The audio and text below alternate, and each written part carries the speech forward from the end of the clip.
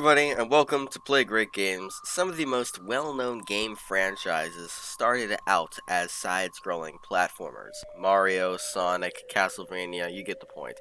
Over the years, the platformer side-scrolling genre has evolved, sometimes into better games, and sometimes letdowns. But there are two games that stand out as two of my favorites, Dead Cells and Unruly Heroes. Now, which game is better?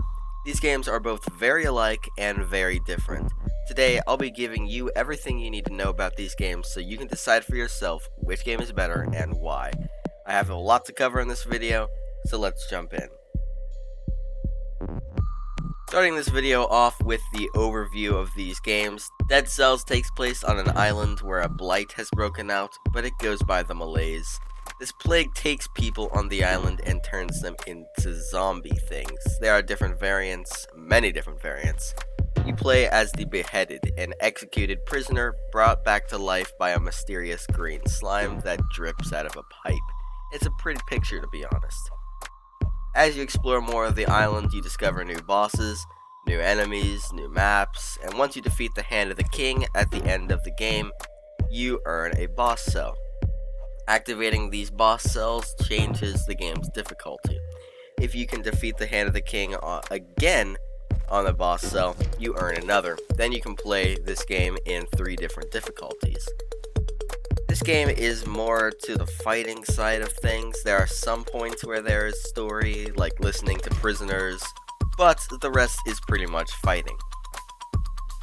And for Unruly Heroes takes place in Asia. The story of the game is pretty simple. The sacred scroll that keeps harmony in the world has been torn and scattered. It's up to a team of 4 to locate, retrieve, and put back together these fragments to save the world. The characters in this game range from cool karate monkeys to obese pigs.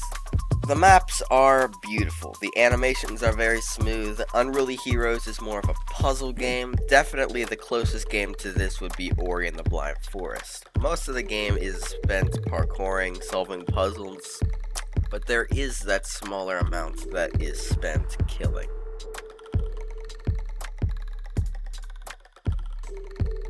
For the second section, we'll be talking about art style and animations of both these games. Starting off with Dead Cells. Dead Cells is a pixelated game with beautiful animations. The interesting thing is the pixels in this game are smaller than the average pixel game. If you zoom in on it, you can clearly tell they're pixels, but if you take like 2 steps back, all of a sudden it's like, is it 3D? It's interesting. And the animations are great. Now on to Unruly Heroes. Unruly Heroes is once again close to Ori and the Blind Forest when it comes to art. The art style is very similar, the animations are very similar. The smooth and elegant movement of characters really shows how much these games have in common. Starting this section off with Dead Cells, there are a lot of enemies in Dead Cells. I mean, I'm still discovering new enemies and I've beaten the game like 4 times. The enemies start off pretty simple, as this guy only has 1 attack, and gradually they increase in difficulty, health increases, more movement / abilities, and more damage. Then apply a boss cell, and all of a sudden you've got the final boss standing at your front door at the very start of the game. The character design of these enemies is just amazing. The thought that went into these games is just mind-blowing. Some enemies dispense other enemies that are characters you can find all by themselves, which is very interesting as well. On to Unruly Heroes. Now, I personally haven't fought a lot of enemies in this game. I've played a lot of the game, and it's usually just parkour and puzzle solving. But when I have fought them, I'll tell you this, they were animated just like everything else in the game. Beautifully. They're understandably themed after the boss they're with, because that's usually the only time I see them. If there's a tree boss, you'll bet he's gonna have a bunch of little saplings following him right down into the grave. The playstyle in Dead Cells is one of the most interesting and unique parts of this game. Most of the time in games, you'll have a set playstyle that if you want to survive or be good at, you need to follow. Apex and Warzone would be faster games. The games are just so fast-paced. Then you take a game like GTA, depending on what you're doing, it's going to be slower. Now, Dead Cells, on the other hand, is a little different. Whereas the first couple of levels you can go through like it's a piece of cake, there are some that demand you completely change your playstyle and go a little slower. Take for example the first level, the Prisoner's Quarters. You can bust through this level easily in under 2 minutes, killing everything you see, just running right through it. Now take the High Peak Castle, which is the level right before the final boss. This level demands that you take it slow. I mean walking instead of running, because the composition of enemies in this hellhole is just right to one, grab you and pull you into a group, then spear, arrows, stab you to death. So, you need to play this level slowly, throwing down traps to kill the enemies instead of jumping down to kill them yourself. As for Unruly Heroes, the playstyle is just like Ori and the Blind Forest. You're gonna hear that a lot in this video. But there is a twist. Whereas in Ori, you have a number of little moves that help you get through different scenarios, like gliding, wall jumping, and etc. In Unruly, you have 4 characters, 2 of them glide, the other 2 double jump, 1 can smash you with special walls, and you get the point. Instead of pressing all these buttons, you now need to switch characters in the middle of parkour and battle. It's interesting, I prefer just to press a button, but I like this new style. Once again, starting this section off with Dead Cells, there are a lot of weapons and abilities in this game. A lot. And the game revolves around how you use these moves. As I've said before, the first couple of levels had a lot of freedom. The enemies aren't strong enough to kill you in 2 hits, so you're free to use abilities if you want. Go for the speed run, whatever you want.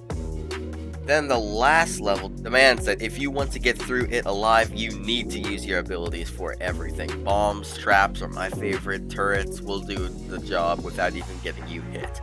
So, abilities are unique in this game. You don't need them for most of the game. Then you really need them at the end. I've gone through about 2 levels without using any of my abilities.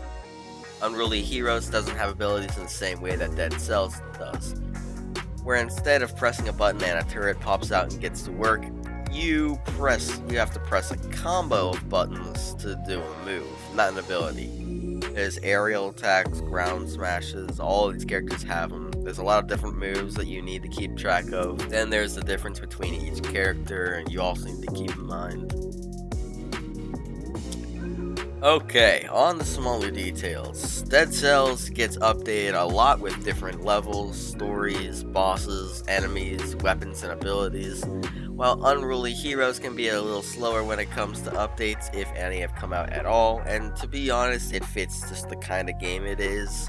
I don't really see Ori and the Blind Forest or Ori and the Will of the Wisps getting a new patch or a new story or new characters. I don't know, so it kind of fits. Dead Cells is the kind of game where you need to where you can memorize the maps, the enemies' moves. It's the kind of game that's begging for a speed run. Each level is procedurally generated, while Unruly Hero has story, and as I've said 100 times before, it's very similar to Ori and the Blind Forest. So, if you finished Ori 1 and 2, and you're looking for a game like Ori and the Blind Forest or Will of the Wisps, just play Unruly Heroes. The first level in Unruly Heroes will always be the same, the second will always be the same, you get the point.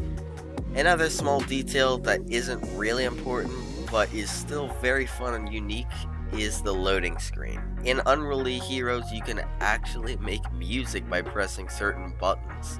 These characters on screen will make music. It doesn't really do anything for the game, but it's still very fun. In Dead Cells, you can change your costume. They've recently added a couple of Christmas outfits, which are pretty cool. I personally think the movement in Dead Cells is better. You can be walking to the right, then to the left, just like that. In Unruly, it's a little different. Animations are so smooth that in Unruly Heroes, a movement just like that is impossible. So the movement in Dead Cells is much better and still looks good.